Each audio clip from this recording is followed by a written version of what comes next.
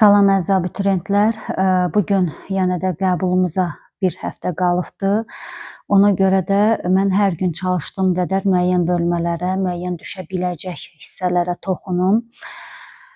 Bugün mən məhlullardan danışmaq istəyirəm. Məhlul nədir? Məhlul iki komponentdən ibarətdir. Yəni həll olan hissəciklərdən və həlledicidən ibarətdir. Əsas biz nəyi bilməliyik? Bərk maddələrin həll olması, bir də qazların həll olması. Ən çox suallarımız buradan gəlir. Bərk maddələrin həll olması endotermikdir. Yəni bərk maddələr həll olarkən istiliyi udur. Ancaq qazlar həll olarkən eksotermikdir, istilik ayırır.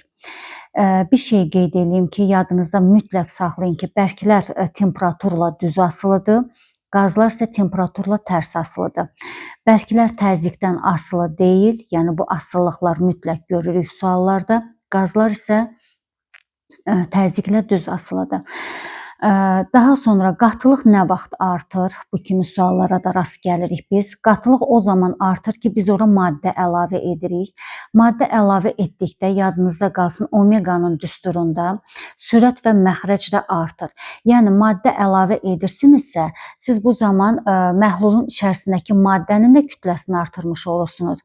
Məhlulun öz kütləsini də artırmış olursunuz. Bu zaman omeqa artır.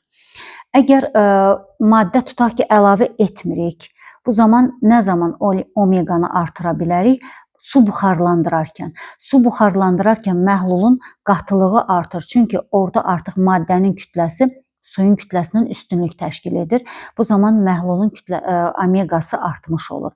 Bəs nə zaman məhlulun omeqası azalır? Biz orada su əlavə edəriksə, daha sonra və yaxud da maddə çökdürəriksə, bax bu proseslərdə omeqa deməli azalmış olur.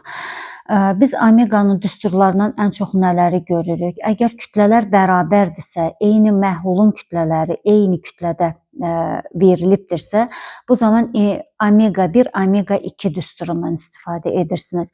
Yox, əgər müxtəlif kütləli, müxtəlif faizli verilirsə, bu zaman siz M1 omega 1 üstə gəl M2 omega 2 böl M plus M1 plus M2-nin cəminə bölərək tapa bilərsiniz.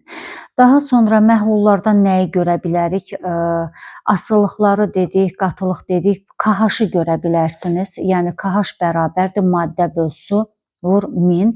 Vahidlərə mütləq diqqətli olun. Çünki omeqanın vahidi yoxdur, faizlidir. Ancaq KH-ın vahidi var, qram böl litrlə ifadə olunur. Yenə də KH yadda saxlayın. Bu haqda videolarımız vardı, yenə də qeyd edirəm. KH nə deməkdir? 1000 qram suyu siz neçə qram maddə ilə doydura bilərsinizsə, artıq aldığınız məhlul, yəni oradakı maddənin kütləsi KH-ı ifadə edir. Yəni 1000 qram suda həll olmuş maddənin qramlarla ifadəsi artıq bizim KH-ımız hesab olunur. KH omega ilə əlaqəli düsturlarına mütləq diqqətli olun. Çünki KH bizim maddəmizdir. Məhlul almaq üçün ona 1000 qram su tökürsünüz və KH plus 1000 artıq sizin məhlulunuz sayılır. Oradakı maddə də sizə faizli qatılığı verə bilər. KH-ın omega ilə əlaqəli düsturlarını mütləq əzbər bilməlisiniz. Bir də ən çox nələrə diqqət eləyin, ən çox nələrə səhv eləyirsiniz. Məsələn, deyir ki, maddə çökdü. Maddə çökdüsə, artıq o məhlulun içərisindən ayrılıbdır. Məhlulun içərisindən ayrıldığına görə artıq o ayrılmış maddə bizə faiz verə bilmir.